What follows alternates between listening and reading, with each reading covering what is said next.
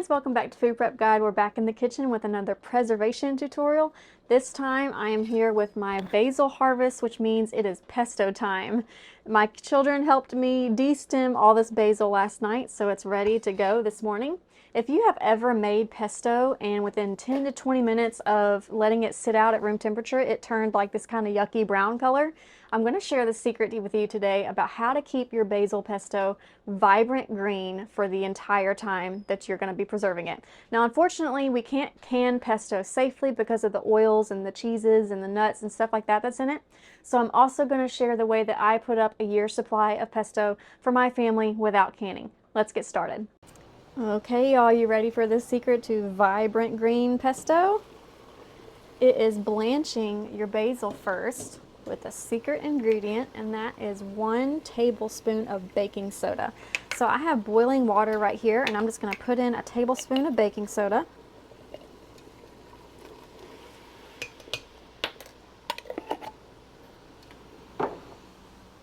Now I'm just going to pour in my basil.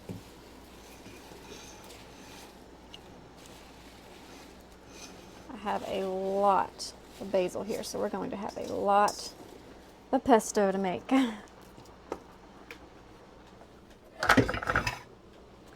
Now in blanching basil, we just need to get all the leaves covered in water, get them all soaking wet.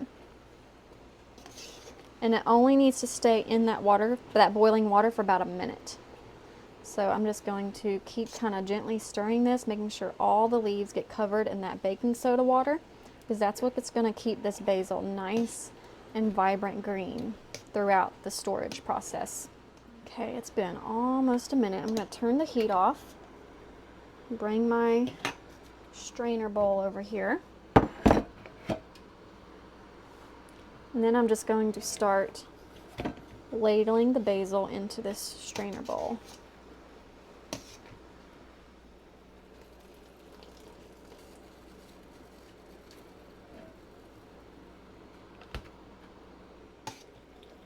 Look at how dark and vibrant green that basil is just from being blanched for a minute. And that baking soda is going to help it stay that way.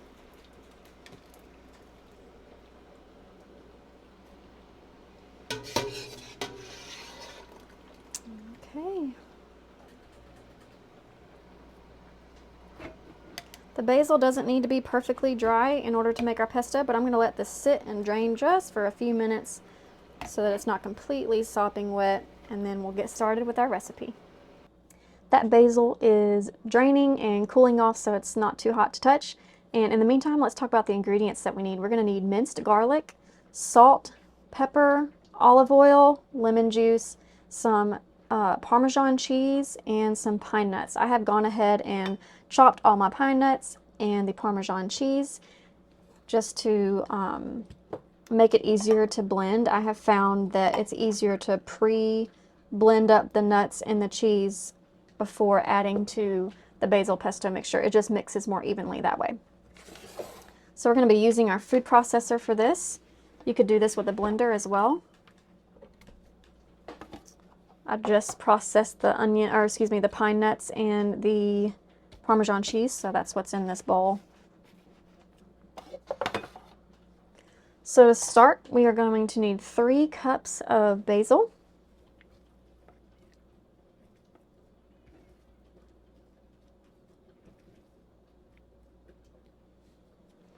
There's 1.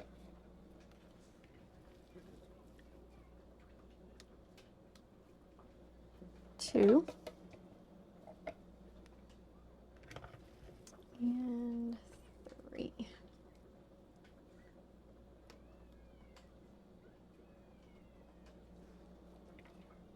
Kind of get that out evenly. To this, we're going to add 3 teaspoons of minced garlic.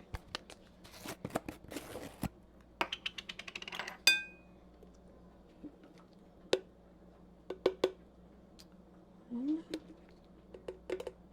2, 3.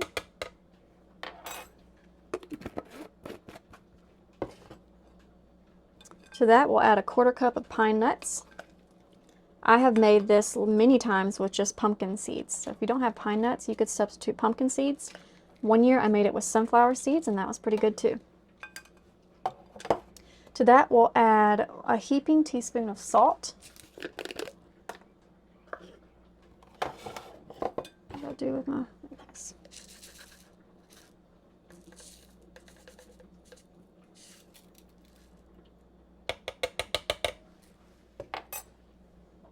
A 1/4 teaspoon of pepper.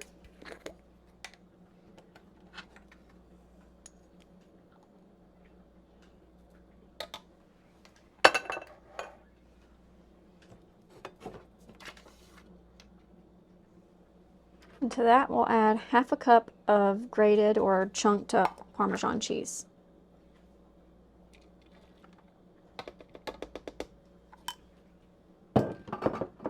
Now it's just a matter of blending and pouring in olive oil to where we get the consistency that we want. So this measurement is probably not going to be the exact same every time, but as a general rule of thumb, it typically takes about a cup, but sometimes I'll need to add a little bit more. So I'll just show you that process and show you what I'm talking about. So before I put in the olive oil, actually I'm going to drizzle in just a teeny tiny bit of olive oil. This isn't going to be included in my 1 cup measurement.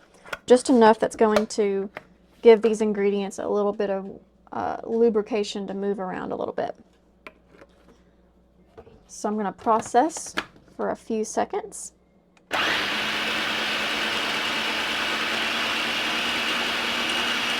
going to keep an eye on it and see if it starts getting a little bit bogged down like it did just now.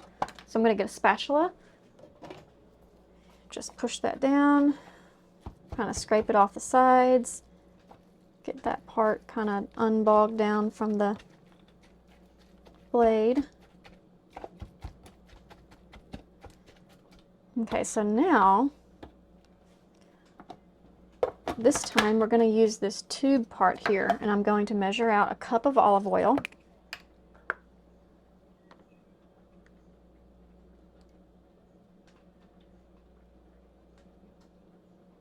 And we're going to slowly pour in the olive oil through this tube until we get the consistency that we need. And if we need to add more, no problem.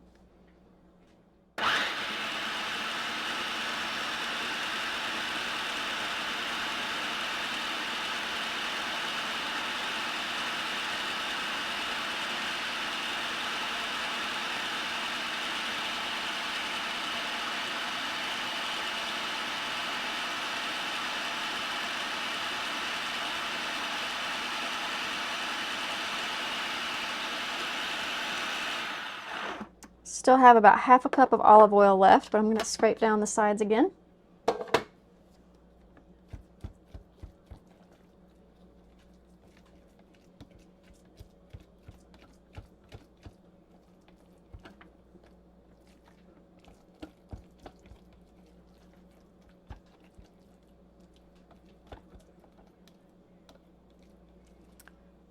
Nice and thick right now, so we definitely need to continue adding some olive oil. Those basil leaves aren't quite chopped down as fine as they need to be, so we're going to keep going.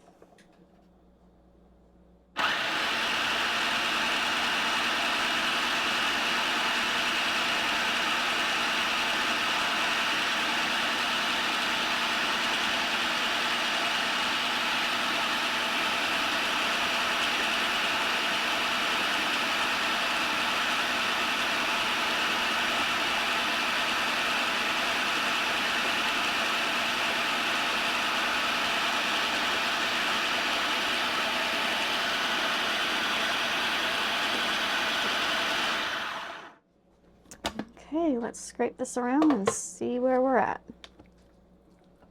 Oh man, it's looking good. Basil's much better chopped up now. Just about the consistency that we're looking at. I'm going to go ahead and give it a taste test. Basil pesto is one of those recipes, it's kind of like tomato sauce. When you just taste it as you go, continue adding some salt, pepper, garlic, lemon juice, anything that... Did I do the lemon juice? I think I forgot to do the lemon juice, y'all. Let me test it one more time. Let me test it real quick. Lemon juice is something that I don't measure either. I'm just going to do a splash. And I think once we get a little bit of lemon juice, this will be good to go. Let's try that.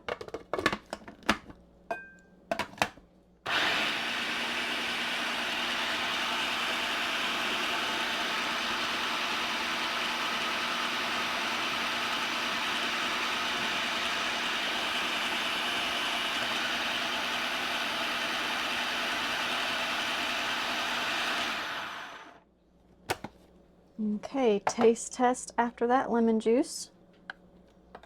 That is just right. So there we go. See how it's beautiful green? And as we go throughout the next step, it's going to stay nice and green. Okay, let me show you how I package it up for a year's storage. So since pesto doesn't can well and it also doesn't dehydrate well, this is one of the rare things that I freeze instead of can or dehydrate. And I will use these silicone pop-out ice cube trays. They kind of pop in like that. And when you are ready to use them, you just flip it upside down and plop out, and it will plop out a cube of the pesto. And we use this two ways primarily. Every now and then we'll use it as a sandwich spread, and when you're using it as a sandwich spread, you typically only need a little tiny bit. So it's perfect to just come in here, pop out a pesto cube and use it on your sandwich. We also use this as a pizza sauce. So we like pizza with your typical tomato sauce, but we also like a pesto sauce pizza instead. And that can just plop out 4 or 5 cubes is good for a pizza. And then we will use it with pasta, your typical pesto sauce. And that will be anywhere between 3 to 4 cubes per batch of pasta. So I'm just going to go through here and start scooping out. Let me think about the best way to do this. I think I'm going to need a spoon to do this. I can't remember how I did it last year. And we're just going to load up our trays.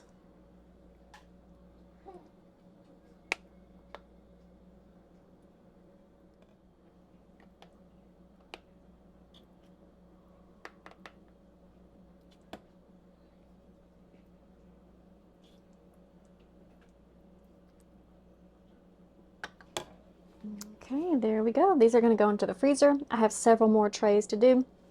Once they are frozen, I will go ahead and plop them out of these trays and put them into freezer-safe Ziploc bags. And whenever I need pesto, I'll just go to my freezer and get a cube out of that bag.